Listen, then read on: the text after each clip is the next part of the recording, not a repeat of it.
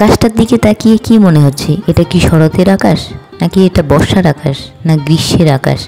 ঋতু যাই হোক না কেন, আকাশের দিকে তাকিয়ে আমাদের সবার কিছু না কিছু অনুভূতি হয়। আকাশ কিন্তু একটাই, কিন্তু মানুষের অনুভূতিগুলো কিন্তু আলাদা আলাদা এই আকাশের দিকে তাকিয়ে। যে মানুষগুলো এই মুহূর্তে প্রেমে পড়ে আছে তাদের কাছে এই আকাশের দিকে তাকিয়ে তারা শুধু প্রেম প্রেম আর প্রেম। তাদের মনে হবে যেন পুরো আকাশটা প্রেমে ভরে গেছে। আবার একই আকাশের দিকে তাকিয়ে অনেকেরই মনে হবে যারা হয়তো তার জীবনসঙ্গী নিয়ে অনেক সুখে আছে, অনেক শান্তিতে আছে, অনেক হ্যাপি আছে, তাদের এই মুহূর্তে এই আকাশটা দেখে মনে হবে আমার পছন্দের মানুষের সাথে আমি হারিয়ে যাই ওই আকাশের মাঝে। কিন্তু যারা এই মুহূর্তে খুব কষ্টে আছে, খুব দুঃখে আছে, খুব খারাপ অবস্থায় আছে, তাদের আবার এই আকাশের দিকে তাকিয়ে কিন্তু অন্য অনুভূতি হবে। তারা এই আকাশের দিকে তাকালে কান্না পাবে, মনে হবে পুরো আকাশটা যেন ভেঙে তার মাথায় পড়ে গেছে। তাহলে আকাশ কিন্তু একটাই, শুধুমাত্র সময় আর পরিস্থিতির জন্য একই আকাশের দিকে তাকিয়ে সবার কিন্তু আলাদা আলাদা অনুভূতি হয়। ভিডিওতে এই আকাশটা দেখে এই মুহূর্তে তোমার কি অনুভূতি হচ্ছে তুমিও কিন্তু জানাতে পারো।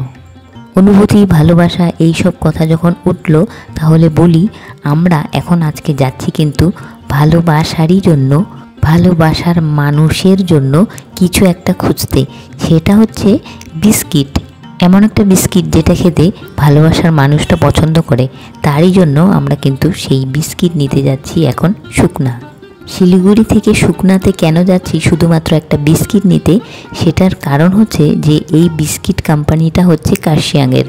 কোম্পানি বলো, ফ্যাক্টরি বলো, বেকারি বলো, সেটা কিন্তু কার্শিয়াংয়ে। আর কার্শিয়াং থেকে এই বিস্কিটটা কিন্তু সেল হয় শুকনাতে, দুধিয়াতে, এই সব জায়গাতে। আমি জানি না আর কোথায় কোথায় হয়, কিন্তু এই সব জায়গাতে আমরা খুঁজে পাই ওই বিস্কিটটা।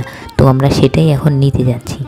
অনেকে এই মুহূর্তে নাক কুচকাচ্ছে আমার এই কথাটা শুনে। কি সামান্য একটা বিস্কিট? হ্যাঁ, সামান্য একটা বিস্কিট, এটাই তো ভালোবাসা। ফিল্মি ডায়লগে অনেকেই বলে যে ভালোবাসা দেখানোর নয়, ভালোবাসা মুখে বলার নয়, ভালোবাসা অনুভব করতে হয়, ভালোবাসা ফিল করতে হয়, ভালোবাসা বলে বোঝানো যায় না। কাউকে ভালোবাসলে সেটা বলতে হয় না। এই কথাটা আমি একদম মানি না। চলো বাইবেলের একটা লাইন তোমাদেরকে শেয়ার করি।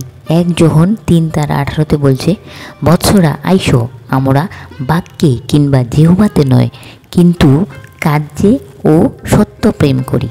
এখানে বলছেন যে আমরা শুধুমাত্র বাক্যে, শুধুমাত্র আমাদের বড় বড় কথায় যে আমি তোমাকে ভালোবাসি, তোমার জন্য আমি জান দিতে পারি, তোমার জন্য আমি এই করতে পারি, সেই করতে পারি, আর এই সব কথাগুলো আমরা কি দিয়ে বলি? জিভ দিয়ে। বলছে কিংবা জিহ্বাতেও নয়, কিন্তু কার্যে ও সত্য প্রেম করি। বলছেন যে কাজ করে দেখাতে হবে, কাজে, আমাদের কাজে দেখাতে হবে যে আমরা কাউকে ভালোবাসি। সেটা শুধুমাত্র মুখ দিয়ে বলে নয়, বড় বড় কথা বলে নয়, কিংবা আমি কি বলতে চাই সেটা অন্য মানুষটা বুঝে নেবে এমনভাবেও নয়। সেটা আমাদের কাজ করে দেখাতে হবে যে আমি সেই মানুষটাকে কত ভালোবাসি। ভালোবাসারই প্রমাণ আজকে আমরা দিচ্ছি। এই যে আমরা শুকনাতে গেলাম, ওখানে ওই বিস্কিটটা নেই।